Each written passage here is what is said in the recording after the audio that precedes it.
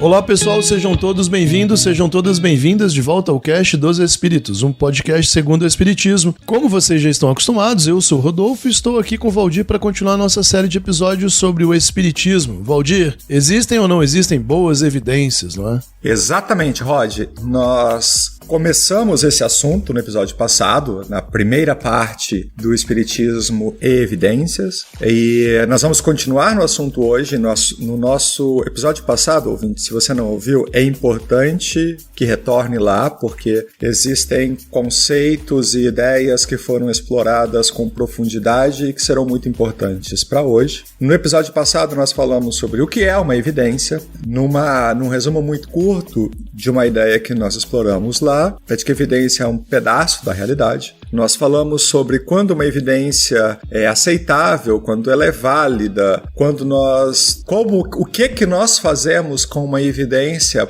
quando nós queremos compreender a realidade, e nós introduzimos o assunto sobre evidência e espiritismo, em que falamos sobre como Kardec lidava com o conhecimento, o método científico do momento em que ele vivia. Falamos sobre a importância que era analisar as ocorrências e as experiências que ele teve para poder chegar a uma conclusão acerca da existência dos espíritos e do mundo espiritual. E nós encerramos falando sobre o fato de o médium ser o veículo da evidência no espiritismo, sobre qual é a relação que nós precisamos manter de compreensão entre a evidência do mundo espiritual por meio dos médiums e qual é o conteúdo material e o conteúdo formal, se eu posso de fato chegar à conclusão de que o que um médium diz é a completa verdade, é a realidade, ou se aquilo é um indicativo de que nós temos algo mais para além da própria realidade em que nós vivemos. Hoje nós vamos partir para uma abordagem consequente de tudo o que falamos. Nós vamos conversar sobre os problemas de algumas crenças espíritas, de algumas crenças que permeiam o espiritismo, que podem ser contrárias à própria racionalidade do espiritismo. E nós vamos falar sobre que indicações nós temos para o futuro a partir das evidências espíritas ou das evidências que nós temos hoje para nós compreendermos e pensarmos num espiritismo contemporâneo e num caminho que ele possa seguir para adiante. Rod,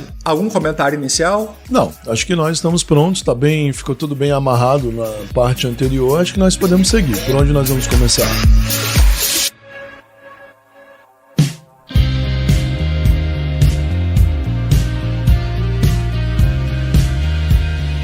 Cara, você citou muitas vezes ao longo desses 5 anos que conhecimento revelado é problemático. Esta afirmação sua não começou com os nossos episódios de filosofia. Se os ouvintes voltarem aos nossos primeiros episódios lá de 2020, já vão encontrar afirmações suas nesse sentido. E o espiritismo parece, se propor ser um conhecimento não revelado, uma vez que Kardec está analisando as evidências que lhe foram apresentadas na Paris do século XIX, acerca de um fenômeno que ninguém sabia muito bem explicar, mas se divertia com o que estava acontecendo. E de repente essas evidências que o Kardec estava colecionando se transformam na terceira revelação, e lá vem Moisés e etc. Cara, tem um problema nisso aí? Sim, Valdir, tem um problema, e tem um problema sério, né? Bastante. E que problema? O primeiro deles, eu acho que é uma incoerência entre o Evangelho segundo o Espiritismo e o Livro dos Espíritos. O primeiro é esse. Por quê? Porque os elementos básicos da teoria geral do Espiritismo não comportam uma proposta como essa. Espíritos são parte da natureza. Eles interagem na matéria e evoluem. Dizer que neste planeta existe uma espécie de verdade moral na natureza e que essa verdade moral da natureza, ela foi revelada aos seres humanos por Moisés, depois por Jesus e finalmente pelo Espiritismo, parece uma crença particular diante de um conhecimento muito maior, uma crença particular e pequena. Porque que sentido faz adicionar Jeová, o Deus cristão, Jesus? Qual o sentido de adicionar os elementos de crenças tão particulares, específicas, crenças que pertencem a grupos específicos com culturas próprias, né? Características próprias, e dizer, olha, a verdade maior da natureza está contida na voz dessas personagens, e sendo que essas personagens nunca fizeram referência a nada disso, né? Mas construíram em torno de si crenças particulares. É como se você estivesse dizendo o que é menor é maior do que o que é maior. Tipo, espíritos estão por aí há milhões de anos e eles devem ter desenvolvido milhões de religiões diferentes, culturas diferentes, hábitos diferentes, crenças diferentes. Moisés não revelou nada que seja substancial para a existência do espiritismo, a não ser, se você for levar a ferro e fogo, o fato de que algumas regras de natureza ética tenham valor ainda hoje para os espíritas, como não mentir ou não roubar, mas me parece evidente que você não precisa de Moisés para saber que essas regras já existiam. Não me parece evidente, é uma afirmação evidente. Assim. Essas regras estão dispersas por todas as culturas. Então aí vem aquele velho problema de saber, não, então é que Jesus é o governador da terra, logo ele tem a autoridade de ser o revelador supremo. Ainda que isso fosse uma verdade, isso é só uma afirmação metafísica baseada em crença. Mas ainda que isso fosse uma verdade, o conhecimento espírita não depende da autoridade de nenhum espírito específico para justificar a existência de elementos gerais na teoria. O espírito, a matéria e a evolução. E aí vem a outra parte da explicação. É o fato de que revelação não é um conhecimento aceitável. Revelação não é um conhecimento aceitável. Por que não é um conhecimento aceitável? Porque ele é baseado em autoridades pessoais, ele não é baseado em boas evidências. Existem 3 formas muito ruins de conhecimento que são típicas das religiões. Formas, eu tô dizendo muito ruins, mas eu estou usando uma expressão até benévola. Né? Os cientistas ou filósofos da ciência usam termos como imprestáveis. Formas imprestáveis de conhecimento. A revelação, a tradição e a autoridade. Então, nessa afirmação do espiritismo ser não só um conhecimento revelado, mas uma pretensa terceira revelação, porque a verdade veio à Terra em 3 partes, né? Moisés, Jesus e o Espiritismo, ela trai completamente essa regra de segurança da produção de conhecimento por meio da ciência, não só da ciência, mas da própria filosofia. Mas a gente fala muito de Sócrates porque Sócrates foi Sócrates. Veja, a gente fala de Sócrates porque nós temos o texto escrito por Platão, bem argumentado, e ao longo da história da filosofia, ninguém obedeceu ou criou um culto em torno desses argumentos sem questioná-los. Esses argumentos, inclusive, foram questionados ao longo da história muitas vezes. Para começar, o próprio aluno de Platão, que era o Aristóteles, criou uma coisa bem diferente a partir daquela que existiu antes. Então, evidentemente que a filosofia é muito diferente da religião nesse ponto, por causa do caráter especulativo, hipotético, né, da construção progressiva do conhecimento. Então, agora, quando no Espiritismo a gente tem assim, os fenômenos chamaram a nossa atenção pelos sentidos. Aí nós fomos conversar com essas inteligências e elas abriram um jogo com a gente. Elas nos entregaram verdades que vieram de outro mundo. Existe uma chance disso ser bom? Existe. Qual? É o mesmo mecanismo pelo qual, por exemplo, você pode ter um sonho e ele ser bom, cientificamente falando. Porque um sonho pode ser revelador. Por exemplo, eu posso sonhar com uma cobra mordendo o rabo e no dia seguinte ir pro laboratório e falar assim, eu tô tentando desenhar aqui uma coisa que eu não sei nem como chamar, que é uma combinação de elementos, eu vou chamar de molécula, né?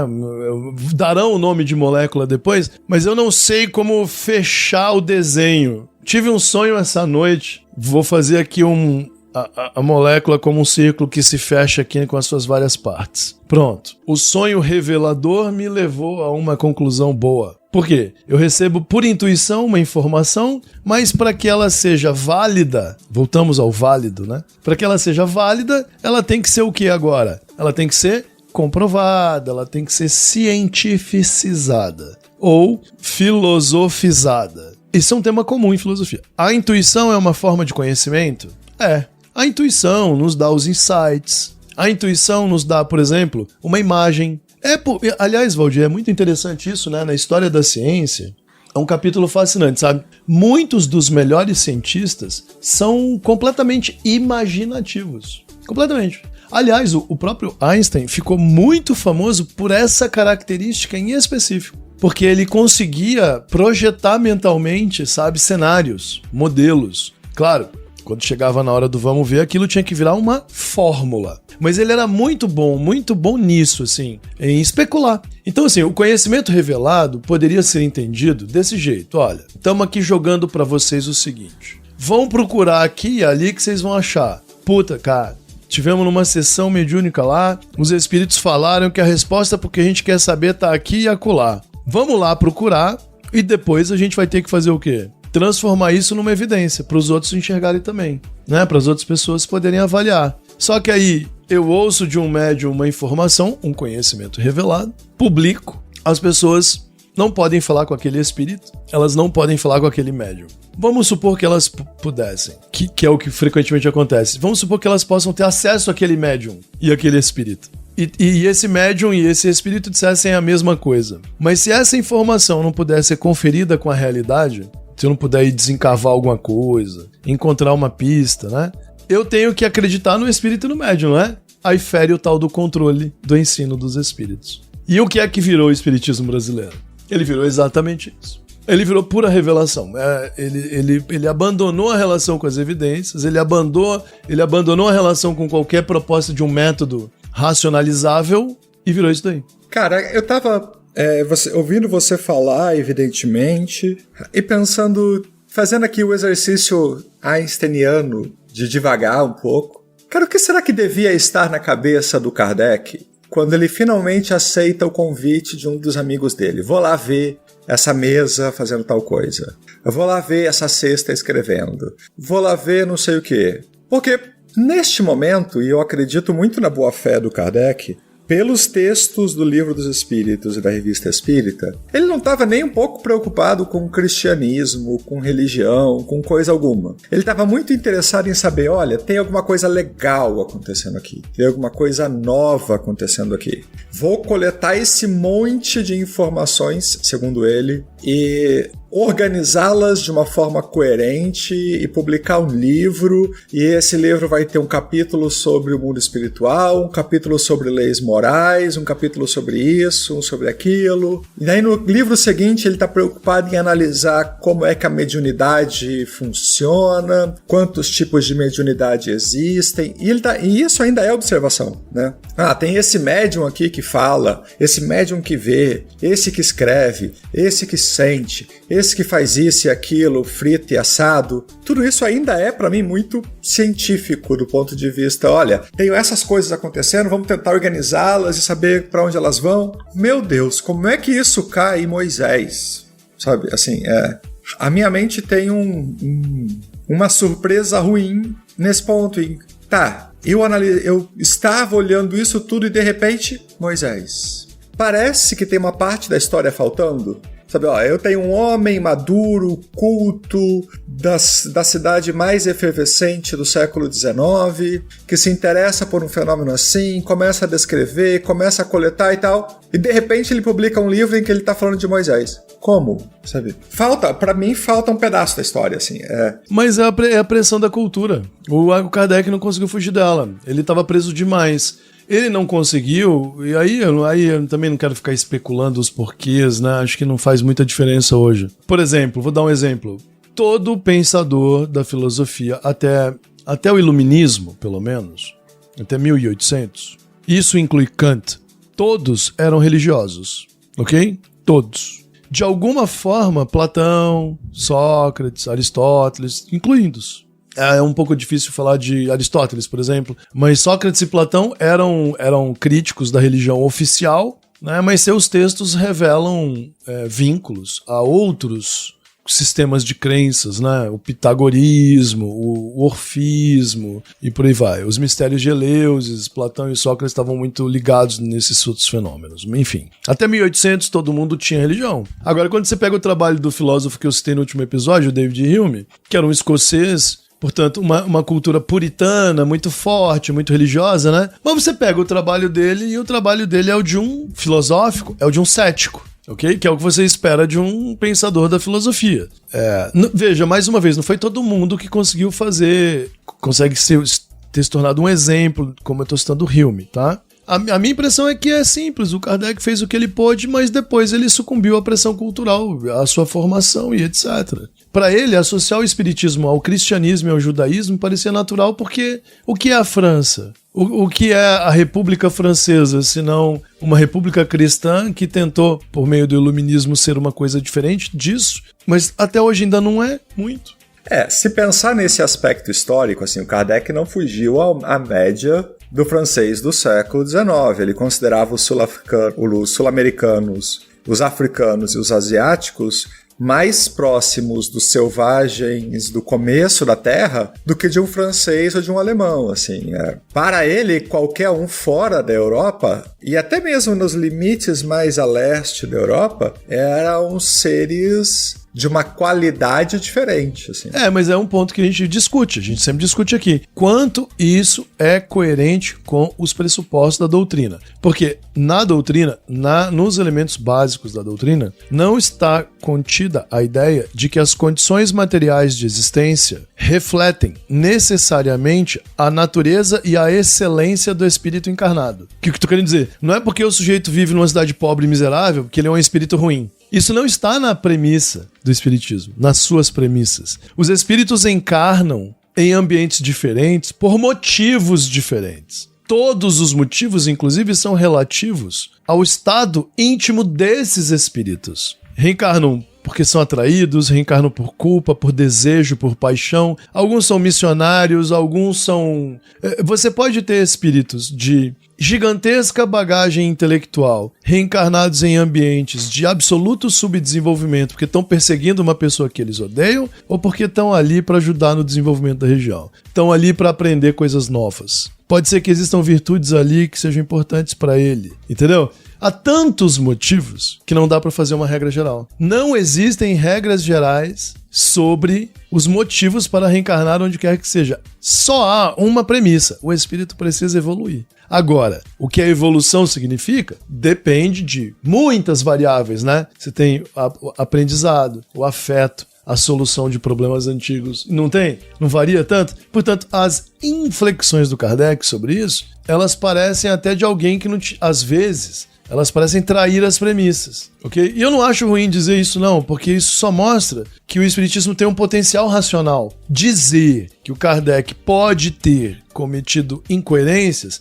para mim, é um atestado da racionalidade da doutrina que ele mesmo criou. Poder falar assim, entendeu? Então vamos lá. Já que a gente está chamando o Kardec com tanta frequência, quando a gente volta ao documento histórico talvez mais acessível que nós temos do Kardec no começo da sua história, a Revista Espírita, os 2, talvez os 3 primeiros volumes, e até, acho que os primeiros, 6 anos, talvez, da Revista Espírita, ou 7, nós não temos indicativos de uma preocupação com a prática material do bem dentro do Espiritismo. Demora muito tempo para a gente encontrar na Revista Espírita, nas narrativas do Kardec, a primeira reunião mediúnica, por exemplo, os primeiros tratamentos para desobsessão. Isso vai estar nos últimos 2 ou 3 anos da Revista Espírita. Ele está quase perto de morrer quando ele tem as primeiras intuições ou narrativas sobre isso, que ele conversa, que ele conta os primeiros casos. As reuniões mediúnicas não eram reuniões para atendimento dos sofredores, socorro dos suicidas, orientação dos vingadores, etc, etc, etc.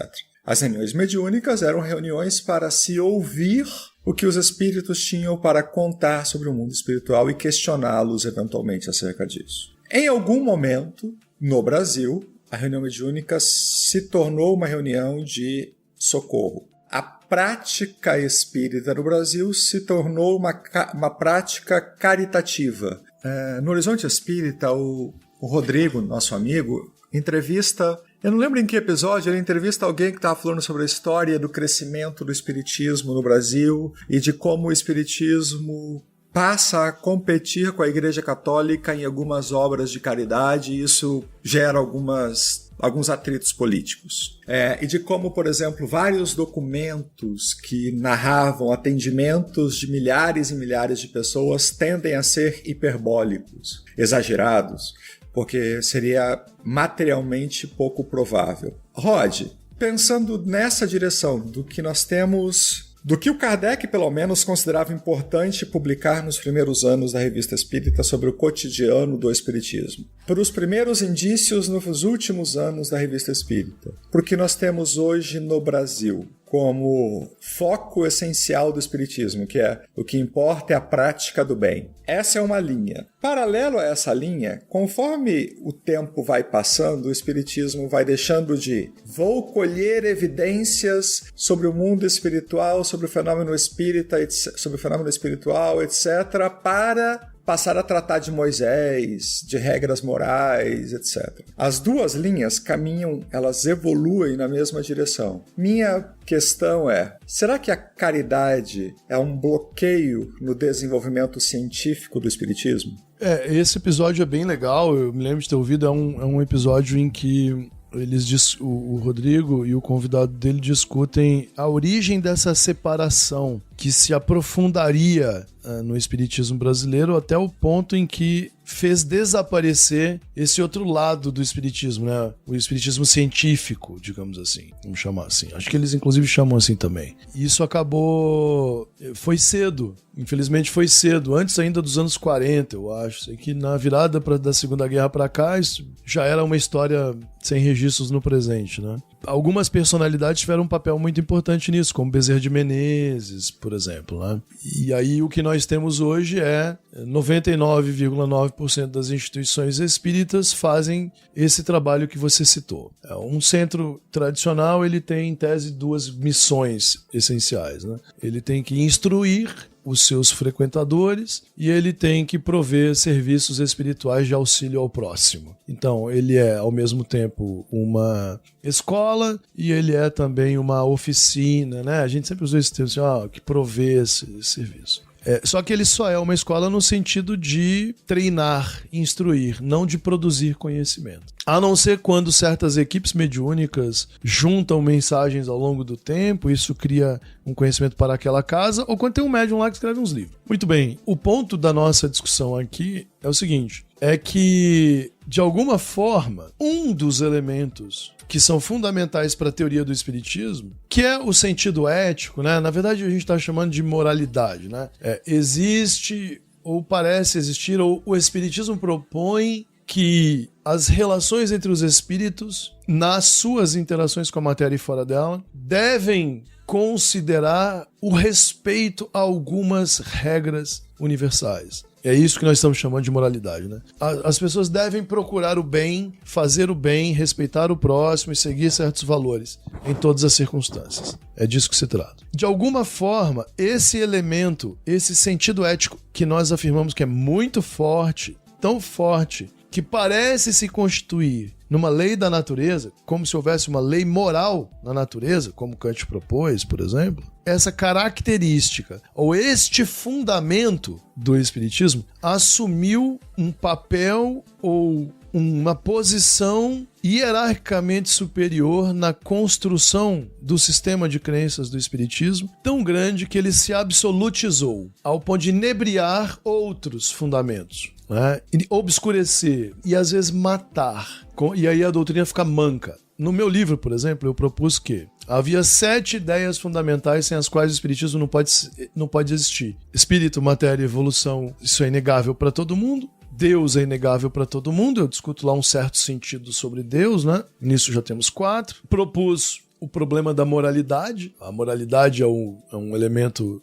importante. E aí, claro, eu discuti o problema de como os espíritos encontram um sentido para eles mesmos, porque a doutrina o espiritismo é uma doutrina subjetivista. Então, o que os espíritos querem é quase que a lei do universo. Ela é subjetiva nesse ponto, porque eles se movem, eles são livres, né? Então, a busca por um sentido para a existência é a mola primordial de todo o movimento no reino dos espíritos, digamos assim, né? Mas aí tem um ponto que eu achei assim, primordial, porque Se estamos falando de uma doutrina que tem uma história que parece baseada em evidências e que se afirma como racional, o modo como o conhecimento espírita é produzido faz muita diferença. Porque eu não acredito num texto escrito por um sábio da antiguidade, pressupostamente foi inspirado ou escrito por Deus. Como um amigo nosso, uns tempos, uma das últimas mensagens que ele me mandou foi há alguns bons anos já agora, eu acredito muito nas escrituras sagradas. A gente não acredita nas escrituras sagradas. Não porque elas são sagradas, pelo menos. Isso não faz sentido. Esse é o argumento da autoridade. O modo como o conhecimento espírita é produzido, ele é fundamental para o sistema de crenças espíritas. O próprio Kardec deixou isso claro. Não só no tal controle universal, mas na mediunidade que é livre. Deveria ser. E o conhecimento que é progressivo. E aí o que acontece? Essa absolutização desse critério moral, digamos assim, trancou as portas da produção do conhecimento. Então, nós viramos uma crença dogmática. Ela não é racional. Veja, é ótimo, é fantástico que a gente tenha um sistema de crenças fundamentado na caridade. É ótimo, correto? Agora, deixa eu te fazer uma pergunta muito importante, Valdir. Para termos um sistema de crenças fundamentado na caridade de modo absoluto, nós precisamos de evidências? Para quê? Por que eu preciso de evidências? Eu preciso de evidências porque eu tô tirando conclusões muito fortes sobre a natureza da realidade, tanto material quanto espiritual. Agora, se eu quero ensinar as pessoas que fazer caridade é bom, eu não preciso de evidências. Não preciso. A ética, a gente usa evidências para dar suporte a algumas discussões e tal. Agora, fazer o bem, respeitar o próximo, a gente não comprova nada disso com evidências. Nunca precisou. A filosofia moral nunca precisou.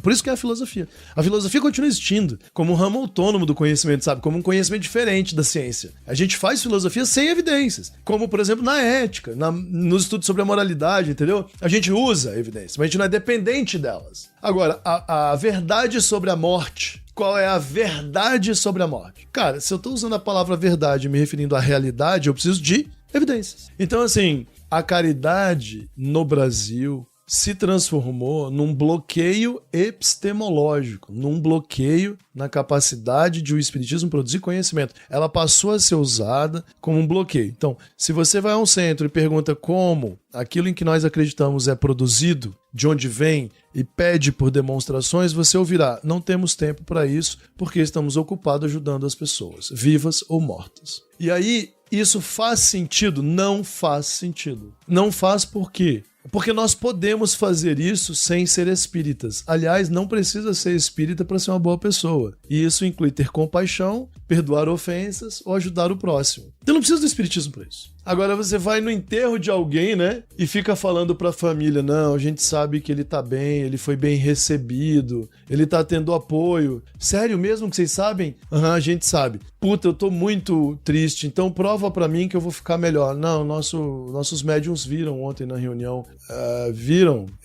Mas só eles? Alguém mais pode ver? Porque eu ia adorar que alguém mais visse. Como é que a gente descobre isso? Não, você tem que confiar na gente. Vai lá pro centro ajudar a fazer umas coisas que você vai sentir alívio. Entendeu? E ainda vem essa outra parte. O problema da caridade, digamos assim, da relação entre caridade e conhecimento, é que ela, na minha opinião, acabou se transformando não só num bloqueio epistemológico, mas como num fundamento de uma nova indústria cultural religiosa. Nós criamos uma identidade cultural para o espiritismo muito forte. Isso foi bom, com Chico Xavier, por exemplo, né? Só que a partir dessa identidade cultural, a gente passou a usar isso para se defender das críticas sobre a realidade, né? Sobre a mediunidade, as provas e não sei o quê. E seguiu em frente, ignorando a necessidade de voltar lá, né, na produção de evidências e tocando o barco para frente. Veja, dois fenômenos culturalmente muito poderosos no Brasil dos anos 60 e 70. A fama do Chico Xavier e suas ações caritativas, né? E a explosão dos médiuns curadores. Dois fenômenos correlatos, não foi? Chamando a atenção da mídia, né? Então tem o Chico e tem o Zé Arigó, por exemplo, né? Isso já com a televisão, né? Assim, quando o Chico foi para... O Chico é de muito antes, claro, né? Mas a popularização do Chico se deu quando ele foi ficando, inclusive, mais velho. Os seus anos mais produtivos, a maior quantidade de livros que ele publicou, inclusive, ele tinha lá... Você vai vendo lá quantos livros ele publicou por ano, né? Por década. por década. Cara, assim, 10, 20, depois 30, 40, ele chega a publicar 60 livros no ano, 70 livros no ano. E isso quando ele tinha já 60 anos de idade, 70 anos de idade. Claro, a circulação aumentou, né? Enfim, ficou mais fácil produzir os livros e essa coisa toda. Mas os médiuns curadores, os caras que cortavam as pessoas, que entupiam centros com filas de gente do país inteiro, é um fenômeno correlato, não é? Só que essas cirurgias espirituais, elas tinham um sério problema. Elas lidavam diretamente com evidências. Elas eram isso. Eu vou cortar essa pessoa no meio, ela não vai morrer nem vai sangrar. Venham, cientistas. Eu tô aqui fazendo isso de manhã, com uma faca infectada, uma serra elétrica, tô usando até uma tesoura no olho da pessoa. E ela não vai morrer de infecção. Cara, isso era uma coisa, falando sobre esse ponto de vista, uma coisa impressionante. Eu imagino o Kardec indo ver isso daí. Caralho, o cara tá cortando a pessoa ao meio, né? A gente já viu, eu me lembro de ter visto aquele Rubens Faria, né? Que é o último que teria incorporado esse... Só tem um médico no mundo espiritual, né? Que ele parece que tem um lance dos alemães, né? Enfim, e o Fritz, né? Não sei o quê. Esse cara já cortou as pessoas no Globo Repórter, no Fantástico, esse Rubens Faria. Ele era engenheiro lá do Rio, né? Ele acabou caindo em desgraça, como quase todos, porque em algum momento o cara vai fazer algo errado muito, né? E morreu lá uma menina, acho que, enfim. E aí ele teve que sair de cena. Depois o Conselho de Medicina começou a pegar mais pesado, né? O Brasil foi mudando, foi virando um lugar mais sério e de repente não podia mais sangrar as pessoas, cortar as pessoas por aí. Bom, veja, esses dois fenômenos culturais brasileiros disputaram a atenção da opinião pública severamente, né? Eu ficaria com o time do Chico em qualquer circunstância até aqui, a não ser num ponto primordial. Se o Chico era mesmo esse médium tão bom, teria sido muito importante, sendo convidado por uma equipe de pesquisadores sérios, ter aceitado participar de algumas pesquisas. Como os monges mais importantes, né, do budismo zen, tibetano ou vietnamita, aceitaram. Nesse ponto, assim, eu acho que eu tenho algumas considerações sobre o que você estava explorando. Primeira consideração é que eu acho que a gente já está pronto para virar a bússola e do passado para o futuro. E nessa virada de bússola, eu tenho uma consideração inicial que parece que aquela tarefa inicial que o Kardec começou do vou coletar evidências aqui e ali, etc., para provar e demonstrar que existe alguma outra coisa no mundo que é o mundo espiritual. Só isso, sem eu dizer o que só existe alguma outra coisa. Essa tarefa continuou sendo executada até hoje dentro do Espiritismo. Como eu falei, as milhares de reuniões mediúnicas que acontecem semanalmente no Brasil, as publicações extremamente díspares do Chico Xavier, né, um homem com 4ª série que escreve livros tão díspares, em estilo, em profundidade, em conteúdo, etc. E eu tô aqui, ouvinte, falando só de forma, tá? Não me importa o que ele escreveu ou como ele escreveu, só a forma da coisa. Não se o que ele escreveu é verdade ou não. Então, me parece que essa exploração iniciada pelo Kardec, essa coleta de evidências acerca da existência de alguma outra coisa que não está sendo investigada pela ciência comum, isso para mim eu penso que continuou se desenvolvendo. Onde é que eu acho que no termo que você comentou de bloqueio epistemológico que a caridade ou que a prática do bem social gerou, eu acho que esta escolha brasileira por este caminho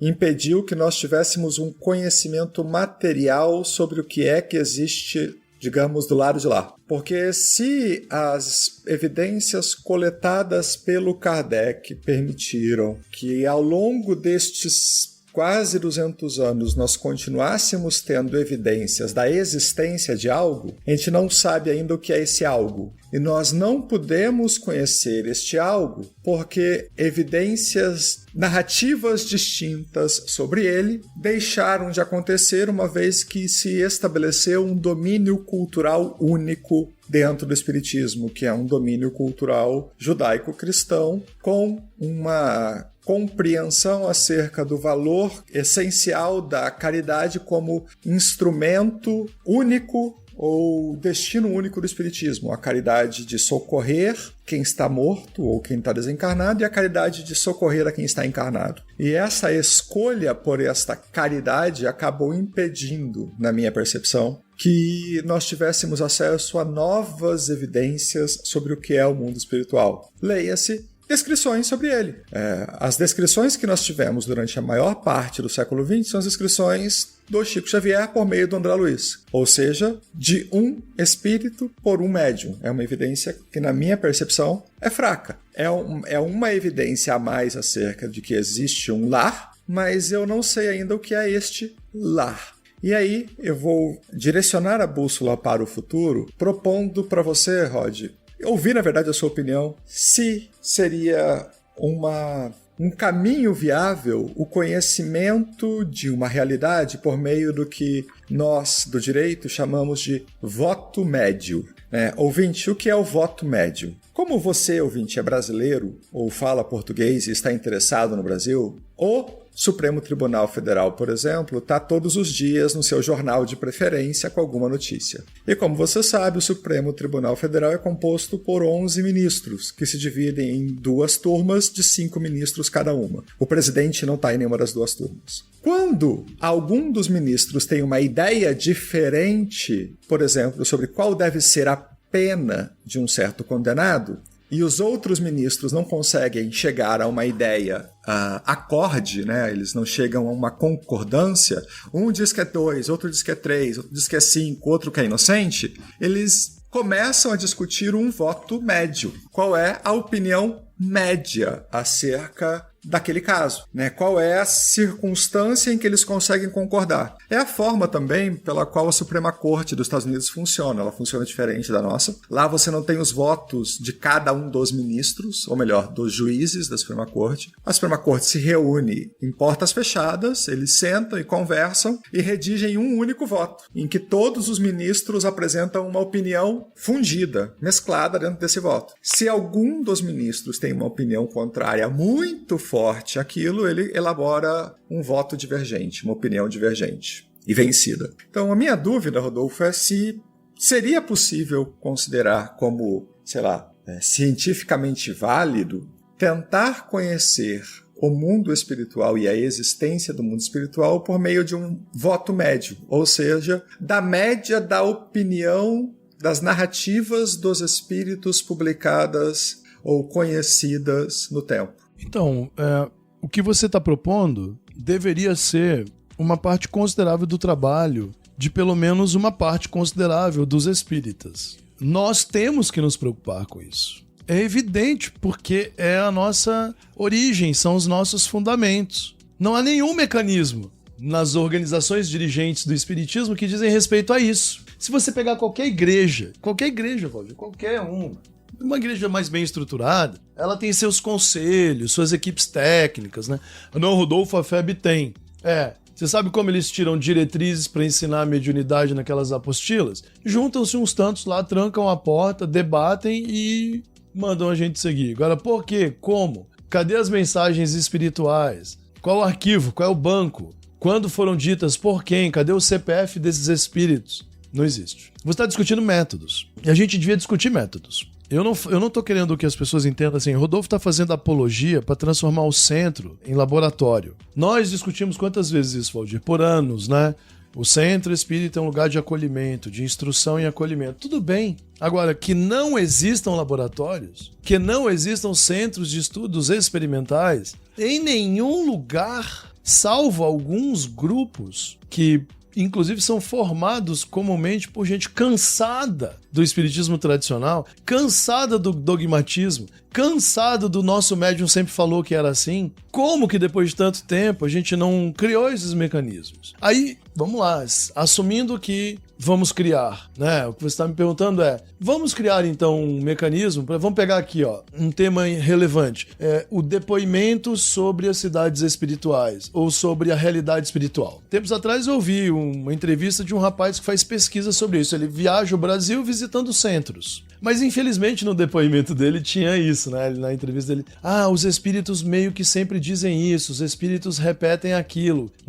A própria fala dele dava fortes indicações metafísicas, né? E eu falei assim, tá vendo? Mas assim, que bom que ele tá fazendo esse trabalho. Uma pessoa, às vezes você encontra alguns, né? Mas metodicamente esse trabalho deveria obedecer a procedimentos mais rígidos de controle, a procedimentos mais rígidos. A gente deveria criar procedimentos de verificação de mensagens e depoimentos que obedecessem a alguns critérios científicos. Mesmo que fossem critérios científicos, sei lá, da sociologia. Não tem problema. Ah, mas aí, Rodolfo, olha só, a mediunidade... Você sabe que a ciência não reconhece a mediunidade, sei. Você sabe lá, aquele artigo científico lá do pessoal sobre genética, né, que foi muito criticado. E eu acho que existem razões muito boas naquelas críticas, né? Cara, nem existe... Como é que vocês estão divulgando aí que os médiuns sofrem alterações genéticas se não existe mediunidade, entendeu? Tem um problema... Eu acho que tem um problema de integridade ali, científica. Mas beleza, isso é um tema para outro episódio. Vamos supor que a gente fique aqui, não na comprovação da realidade do fenômeno, mas primeiro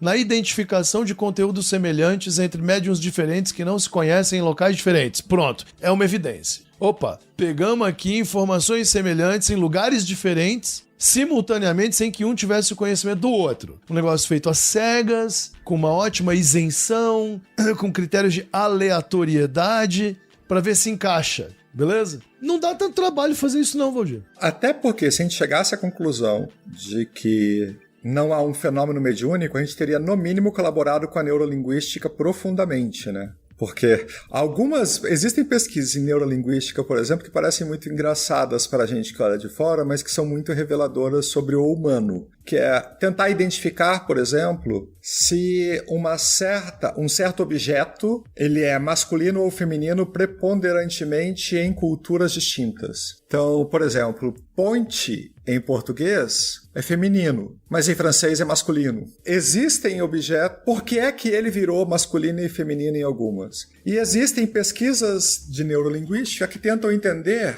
se há uma base biológica para o funcionamento e a compreensão da elaboração das palavras e de como as palavras, a construção da frase e a descrição, né? Nós somos seres que precisam de palavras para pensar e se expressar, enfim, a gente não faz isso por símbolos, né? Nós precisamos de palavras umas às outras. Então, se a construção da frase ou a existência de verbos e tempos, etc., se ela é um fenômeno cultural ou se ela é um fenômeno biológico. Então, eventualmente, os espíritas poderiam, ao tentar descobrir mais evidências sobre o mundo espiritual, começarem a descortinar outros elementos que a neurolinguística poderia estar interessada, né? Mas neste ponto, Roger, do que você estava falando, me preocupa assim, a questão do vamos encontrar uma narrativa média sobre o que os espíritos estão falando nos centros espíritas diferentes, tá?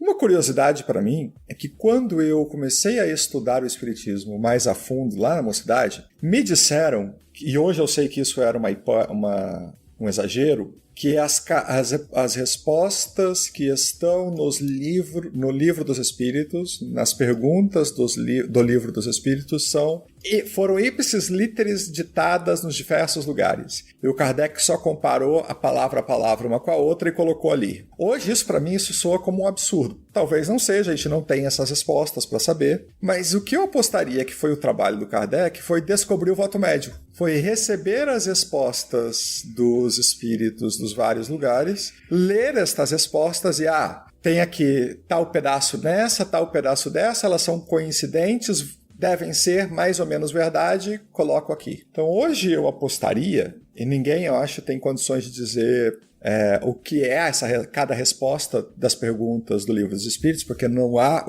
o material, né? Que as respostas que estão lá são uma mediana que o Kardec encontrou daquilo que foi encaminhado para ele. E pelo que a gente conversa, pelo que você comentou agora e pelo que eu estou conversando, parece que seria importante que a gente retomasse o fenômeno e mais, que a gente fizesse uma reflexão sobre, estas evidências sobre o mundo espiritual, sobre a existência dos espíritos, sobre as consequências de uma certa qualidade de vida, elas importam para o espiritismo? Eu acho que essa é a pergunta que a gente tem para explorar de encerramento nessa segunda etapa da conversa sobre evidências. Elas importam para o movimento e para o espiritismo hoje. 1. Evidências importam. 2. Evidências deveriam importar. São ótimos questionamentos para a gente encaminhar a nossa conversa. São muito bons, né? Primeiro você perguntou se a gente deveria retomar o fenômeno, né? A gente tem essa proibição do fenômeno no espiritismo. Como assim, Rodolfo? Tem mediúnica em todo canto. Não. Eu tô falando do fenômeno experimental, né? Essa vedação ao experimentalismo não faz sentido. Isso não é racional. Mesmo essa proposta do Kardec, ele diz: assim que eu comecei a falar com os espíritos desse grupo, que é liderado pelo Espírito da Verdade, uma outra coisa difícil de aceitar, né? Que existe um movimento organizado de espíritos comandados por um espírito que se auto-intitula o Espírito da Verdade. Peraí, os espíritos são gente, então todo mundo tem um CPF. Que o sujeito me diga apenas que ele se chama Cláudio. Entendeu? João, eu sou o Zé. Mas assim, eu não quero contar a minha história toda, mas só para vocês saberem assim, mais ou menos, eu fui professor, eu fui camponês. Não, assim, a maior parte das minhas existências eu sou meio que assim um empresário, entendeu? Por que eu tô dizendo isso? Porque a ideia de Espírito da Verdade já é uma cortina para encobrir a fonte da informação. E aí o segundo passo qual foi? Desse Espírito da Verdade, de seus principais soldados. Dizer que de agora em diante, assim que o Kardec descobriu o método da psicografia, né, da psicofonia e da psicografia, não precisava mais sacudir mesa, nem levantar mesa, nem de outros fenômenos mais assim. Com o tempo, isso virou uma proibição do experimentalismo, genericamente falando. Então, a gente tem a psicofonia, a psicografia e alguns outros tipos de mediunidade, alguns pouquinhos, e os fenômenos que têm a ver com a relação espírito-matéria de modo mais direto, por assim dizer, eles foram banidos da cultura do espiritismo. E esse banimento, essa proibição, é irracional, porque para uma doutrina que surgiu calcada em evidência, e mais, não só que surgiu, a gente precisa atualizar, né? Como a gente falou no início do outro episódio, as evidências precisam ser atualizadas. As novas gerações precisam testemunhar também. A gente tem novos equipamentos, a gente tem novas tecnologias. Eu e você crescemos com os nossos avós e tios e pais falando: eu vi materialização. Cadê a materialização? Agora que todo mundo tem um smartphone na mão, não pode mais materializar nada. Agora que tá bom, tem espectrômetro de massa em tudo que é lugar. Vamos materializar um negócio para ver ali o que tem, né? Enfim, bom. Temos que retomar o fenômeno. Por que temos?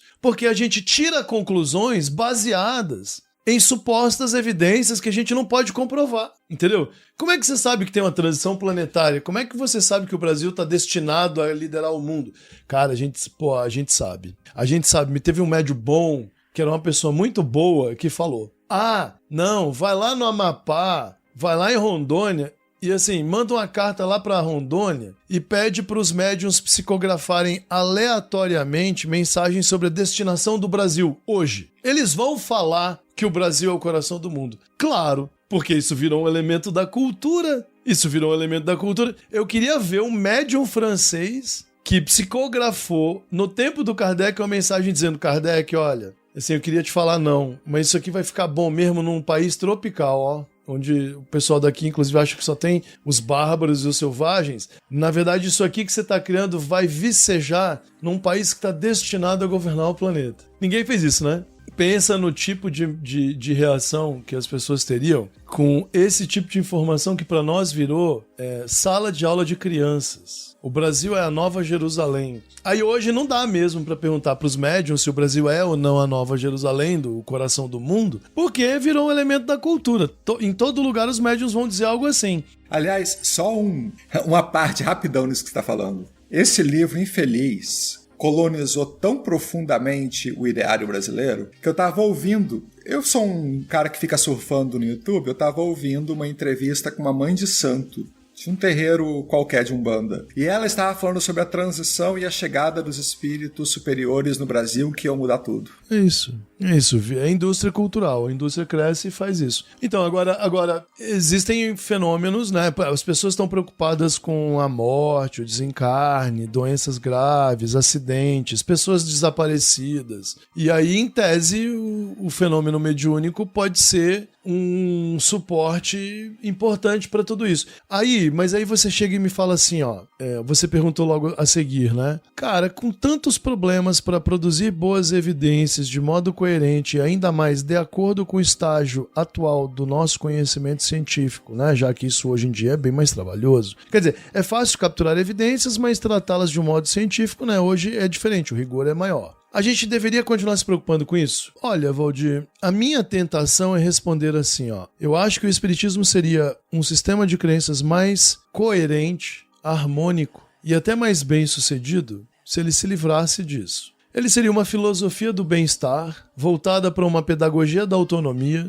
preocupada com os outros, defensor do respeito, da igualdade e da caridade. Se o espiritismo então partisse da premissa apenas filosófica de que o mundo espiritual existe e os espíritos existem e são todos iguais, sem se preocupar com provas e demonstrações, se ele apenas partisse de um exame mental, de um modelo mental filosófico que aplicasse radicalmente essas ideias. Admitidas como possibilidade, admitidas como hipóteses. Olha, nós partimos da premissa hipotética, a gente não pode prová-la, é uma hipótese, que seria melhor pensar assim. Pensem assim, vocês vão ver. Olha que comunidade legal. Essa proposta é boa. As pessoas vivem pacificamente, elas respeitam, elas confiam que esta vida acabando haverá outras, e as outras serão boas por causa do modo como elas viveram essa.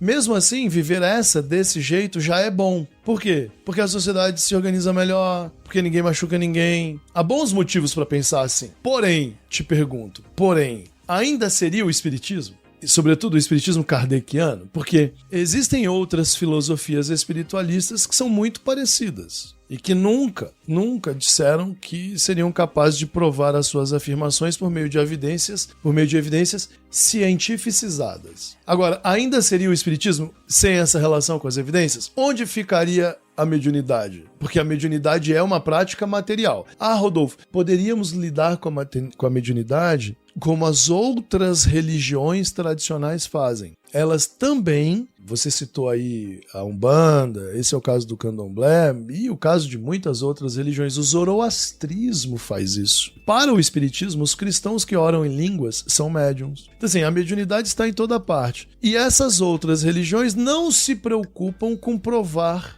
o uso da mediunidade, ou daquilo que nós chamamos de mediunidade, no laboratório, né? Então o espiritismo não poderia fazer algo parecido? Volto a te perguntar. O que faríamos com o sonho kardeciano? Como enfrentaríamos a razão face a face? Como nós lidaríamos com o fato de dizer o seguinte: os espíritos são parte da natureza e a mediunidade é a ponte entre o material e o espiritual? Essa é uma afirmação rígida do espiritismo, certo? Se ela é, então ela pode ser provada. Um dos grandes motivos para o espiritismo ser racional é esse. Nesse sentido hard, de relação com o mundo exterior. Eu posso provar. Eu sou defensor de uma visão filosófica do espiritismo. Eu não sou defensor de uma visão científica do espiritismo. Até porque, para defender uma visão científica do espiritismo, falta muito. Tá, você tá aí abordando já a última pergunta que eu te fiz, que era se as evidências continuavam importando. Tem uma pergunta que tá aí no meio do caminho.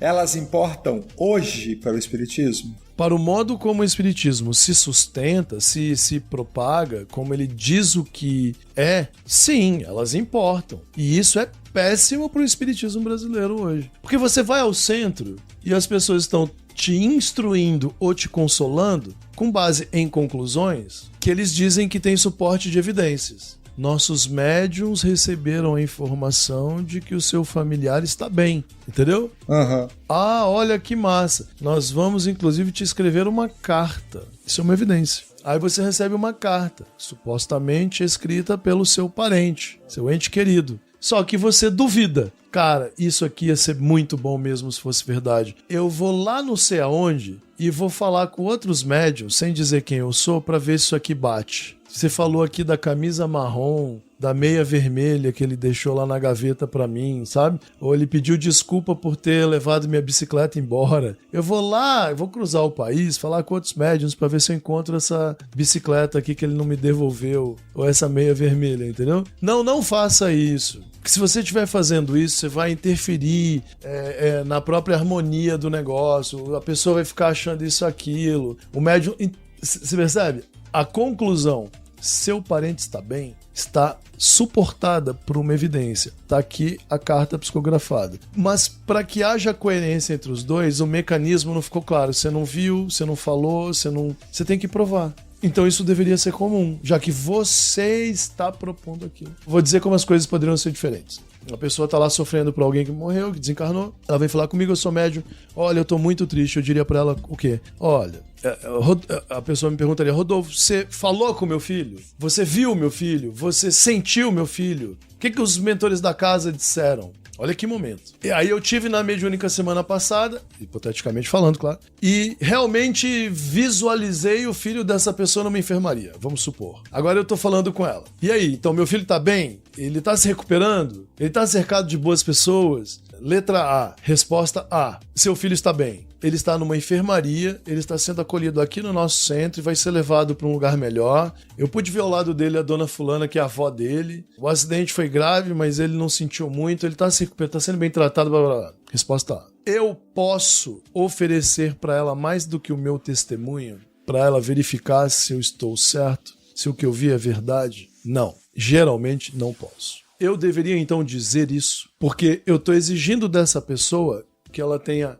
uma fé cega no que eu estou afirmando. Eu estou dizendo para ela que ela tem que confiar em mim. E confiar em mim não é bom. Uma pessoa que confia nas outras se entrega à possibilidade de viver de ilusões. Resposta B. Resposta B. Olha só. Você sabe, né? O Espiritismo nos ensina que o espírito é imortal.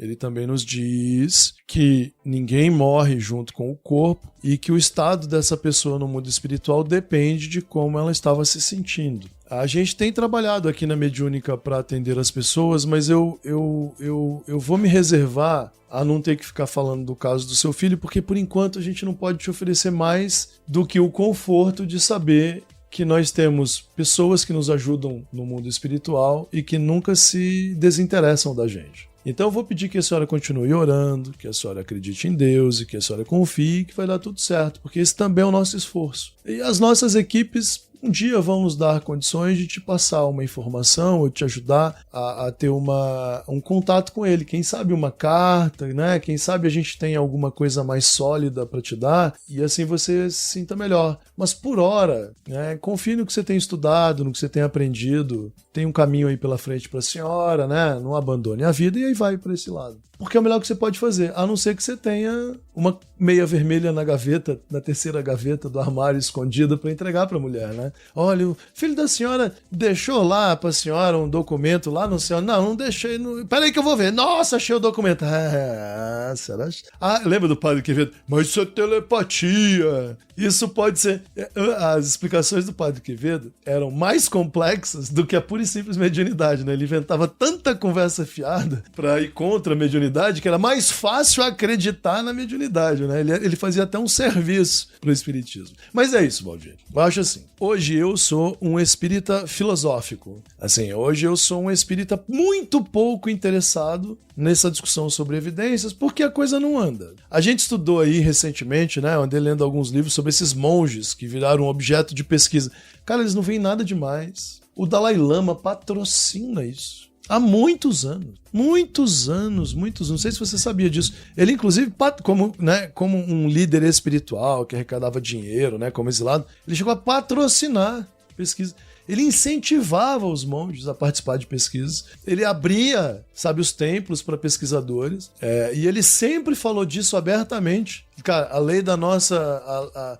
A lei maior do nosso trabalho é a compaixão, é o desapego. Mas a gente sabe que se meditar vai mudar tudo, então bota aí na máquina que eu sou capaz de te mostrar. Pode pôr aí. E olha que maravilha. Olha a gigantesca quantidade de evidências que surgiu a partir disso. Olha o tamanho da transformação cultural no Ocidente provocada por um negócio que tem que enfrentar o cristianismo das igrejas radicais. E isso só cresce. São vários benefícios diferentes. Tudo bem, as evidências podem não dar suporte à conclusão de que o Buda estava certo com relação à natureza da realidade toda. Ela não confirma o budismo. Ou o hinduísmo, né? No caso dos meditadores hinduístas. Porém, vai devagarzinho as evidências produzidas cientificamente, devagarzinho vão dando uma razão aqui, uma razão acolá. Hoje, por exemplo, tem pesquisa para mostrar que a compaixão é um estado mental fisiológico superior e que ajuda no combate ao estresse, a combate certas doenças, que de fato meditar pensando em perdão provoca uma alteração capaz de combater problemas até imunológicos, entendeu? São ensinamentos muito antigos que agora são repassados, né, pelo crivo da ciência contemporânea e vão se afirmando. Eles vão se afirmando. Caraca, olha só que coisa louca. Passar 10 minutos concentrado numa ideia boa pode produzir um efeito fisiológico X. Olha que coisa legal. Nesse ponto eu só preciso fazer aqui uma defesa do meu amado Chico Xavier. Primeiro, que quando o Chico se referia a si mesmo nessa encarnação como um jegue, sendo montado... Um burro de carga. Um burro de carga, era uma descrição muito acurada. Ele era um homem pouco letrado, pouco instruído e muito pobre. Sim. E, como ele fez questão de dizer a vida toda, comandado pelo um padre muito severo, muito disciplinador. Então, o Chico não ter participado de experimentos, etc. e tal, eu tenho certeza, ou melhor, eu faço a aposta de que não foi uma escolha dele, foi um comando que ele recebeu do Emmanuel e da sua entourage. Tanto que tem aquela história famosa dos russos que quiseram levar ele embora e o Chico e o Emmanuel teria dito pra ele que se ele fosse, o Emmanuel ficava, né? Mas o Emmanuel era padre, né, cara? O que mais ele teria dito? Então, aí vem a segunda parte do meu raciocínio. Caso tudo isso seja verdadeiro. Caso tudo isso seja verdadeiro e tenha acontecido assim, eu acredito que a escolha não foi do Chico. E 2, eu faria uma aposta que é o que os católicos espíritas que comandavam e comandam o movimento espírita espiritual teriam a ganhar com alguma coisa assim. Porque a prova da existência do mundo espiritual e do intercâmbio e da existência dos espíritos não ajuda em nada na propagação do movimento cristão espírita católico. Tanto que a opção do espiritismo como movimento por encerrar e proibir as experimentações em favor de uma escolha caritativa religiosa tem a ver com essa ideia de como a Igreja Católica conduziu a humanidade por 2000 anos, que olha, faça obras de bem uns para os outros e esqueça a pesquisa e o conhecimento, né? Deixa isso de lado para nós, que a gente faz aqui na porta fechada, nos nossos conciliábulos, e vocês, do gado, se preocupem em pastar direito, para chegar ao fim da vida bem cevados e poderem ir para o céu. O que é basicamente o que o comando católico espírita propõe, que é não se preocupa com isso. Deixa isso para lá, isso passou, vai se preocupar com ser bom e desenvolver as suas virtudes, etc. Então, na minha percepção, na minha aposta, não tem escolha do Chico, não é uma culpa do Chico isso.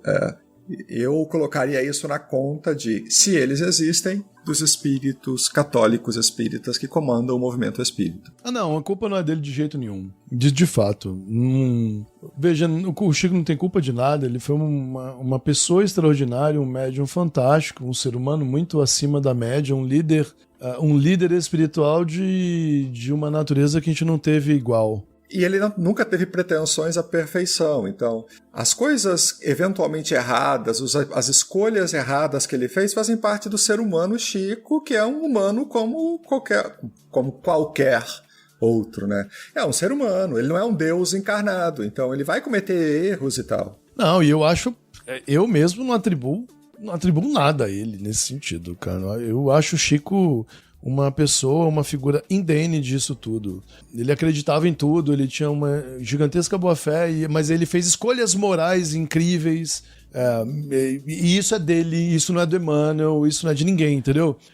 O que a gente enxerga hoje como erros foi a condução de tudo que passou pela mão dele, a condução disso O mercado editorial, por exemplo, a FEB se apropriou do Chico, né? Esse Emmanuel e outros espíritos que parecem ter exercido tanta influência sobre a vida dele, caso cada um deles tenha existido de fato como se apresentaram, eles tinham uma noção disso tudo e cometeram esse erro. Essa escolha Que é, comparado com o Espiritismo, o Livro dos Espíritos, um erro, um desvio. É um desvio epistemológico, eles criaram outra coisa. Então, o Espiritismo que tanto nos confortou e continua confortando muita gente aí fora, é uma outra coisa. E essa coisa foi criada no Brasil recentemente, nos últimos 50 anos, e pelas mãos de algumas pessoas que exercem um controle tradicional religioso sobre elas. Meu ponto é, quando você volta às raízes do negócio, quando você identifica a capacidade universal dessas premissas do Espiritismo, não bate. Essas coisas não se juntam. Então, eu acho que o que o Dalai Lama está fazendo, sempre fez, e não foi só ele. Primeiro, foram os hinduístas que começaram, né? Esse movimento da segunda metade do século XX, por exemplo, começou com monges hinduístas, né? De falar sobre a meditação, as capacidades espirituais dos meditadores e não sei o quê. Tudo isso foi muito importante, por quê? Porque melhora o entendimento. Tem uma crítica no Espiritismo que é assim, essa racionalização excessiva inibe a fé, o experimentalismo não deixa a gente gastar tempo ajudando os outros. São as mesmas conversas cristãs da Idade Média. São as mesmas conversas. A religião tradicional, ela é organizada e estruturada como um sistema de poder. Então, quando a pessoa vira um chefe hierárquico, é natural que ele diga, tranquem as portas, eu já sei o que fazer. Não fiquem olhando lá fora. Fechem as janelas. Vamos nos concentrar na nossa tarefa. Aparece um jovem perguntando, será que isso está certo? O que o chefe faz? Não, te acalma. Vai chegar o tempo. Obedece primeiro, mais tarde você terá acesso a esses conhecimentos. O mais tarde, sabe o que é o mais tarde? Você não terá tempo, estará atarefado de trabalhos e já será um crente disciplinado o bastante para não ficar incomodando ninguém com perguntas fora do lugar. E é isso que é uma religião tradicional. É isso que é uma religião tradicional. Eu não tenho problemas com quem quer viver uma religião tradicional. Me admiram religiosos tradicionais. Eu tenho um pôster no meu escritório de um religioso tradicional. No caso, é o Martin Luther King, que era um pastor batista, entendeu? Eu acho o máximo pessoas identificadas com a missão da religião tradicional. Tem um primo que é missionário presbiteriano no Iraque. Eu acho admirável a escolha de vida que ele fez, sob muitos aspectos. Ele parece super compenetrado disso, saber o que quer, do que tá querendo, tem lugar para todo mundo. E o Espiritismo não tem nada a dizer em contrário a essas pessoas. É que ele mesmo se impôs um modo de ser diferente, que nós corrompemos. Aí, gostaria de terminar o episódio, né, pra gente finalizar, lembrando disso. Acho que é uma reflexão que todo mundo que tá nos ouvindo tem que fazer, é que você fez. Eu tô insatisfeito. Andei uma longa estrada. Sabe quando eu senti esse peso? Na mediúnica, né? Pra quem não sabe, quem não nos acompanha há muito tempo, o Valdir é médium, eu também. O Valdir há muito mais anos trabalhava incorporando nas reuniões mediúnicas e no meu caso foi mais recente, mas eu acho que foram pelo menos uns 7 anos, eu não me lembro quando nós começamos no SEAC em Porto Velho, mas no meu caso acho que eu fiquei ali uns 7 anos, eu não lembro, 7, 8 anos como médium, né? Trabalhando toda semana, muito disciplinado, regularmente, etc. Sabe uma coisa que eu sempre pensei na mediúnica? Assim, que a mediúnica exigia muito. Não só o desgaste, né? Mas em termos de crença, ela era muito custosa. Eu sempre pensei nisso. Eu sempre pensei, não, agora para eu poder fazer esse trabalho aqui, eu vou ter que me concentrar em ajudar, em ter uma mente realmente mais passiva ou mais ativa em outro sentido, né? Não posso ficar interrogando demais o fenômeno em todos os momentos.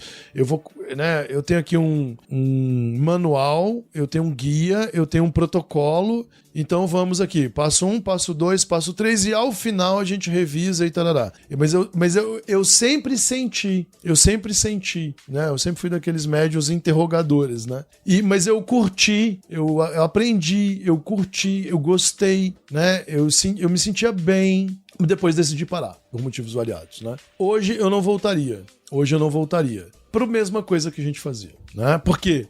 Por que eu não voltaria para a mesma coisa que a gente fazia? Porque o custo é muito alto em termos de não questionar. É alto demais para mim. Então, uma mediunidade tradicional como nós fazíamos, não me identifico mais. Eu não me identifico mais. Eu acho que nós precisaríamos criar uma outra coisa. Aí eu sei que nós temos grupos Brasil afora pensando nisso. E eles são muito bem intencionados e são pessoas maravilhosas. Nós temos alguns amigos compenetrados e trabalhando nisso. E eu admiro o esforço deles. Eu já decidi que não é mais o meu. Se eu voltar a ter alguma relação com a mediunidade, vai ser diferente. Não será do mesmo jeito. Mas uma coisa que eu não pretendo mais fazer é ter uma rotina de convivência com uma crença onde a parte do questionamento fique tão abafada. Porque eu não me sinto seguro para isso. Eu não me sinto, não sei. De repente tem uma pessoa que te cativa, um líder, um chefe. Às vezes é você com a sua própria cabeça. Esse espírito é mesmo quem ele diz que é. Essas coisas são sempre muito difíceis. Sem um bom método de aferição, a coisa vai ficando cada vez mais subjetiva, presa dentro da sua própria mente, dependendo muito das suas emoções. Emoções, sentimentos, mesmo intuições, não são confiáveis. Eles precisam de evidências, de método. Sem isso, não dá para fechar o olho.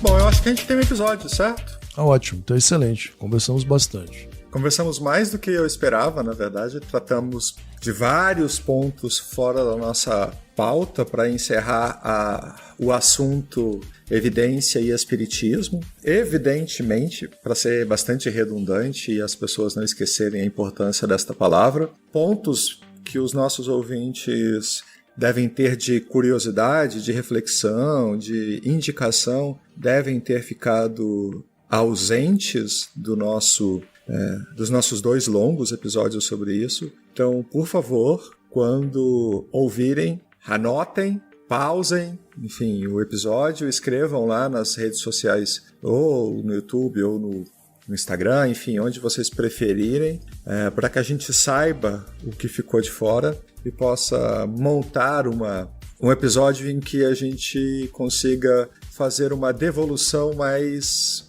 pontual, mais focada para vocês acerca das coisas que a gente pensa e de como a gente imagina que seria mais produtivo abordar o espiritismo. Meus caros, um grande abraço a todos. Rodolfo, muito obrigado pela manhã conversando sobre isso. É um prazer enorme. Maravilha, Valdir. Grande abraço a todo mundo, espero que tenham aproveitado. Deixem seus comentários e vamos ver se a gente em breve entrega aquele episódio sobre as devolutivas para vocês, né?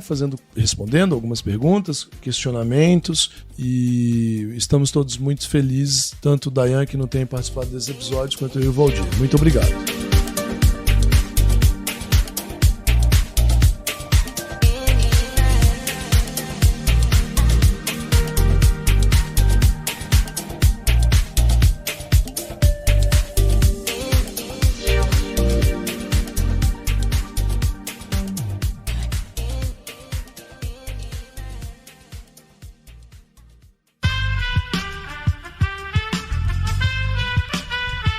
Esse podcast foi editado por Aerolitos Edição Inteligente.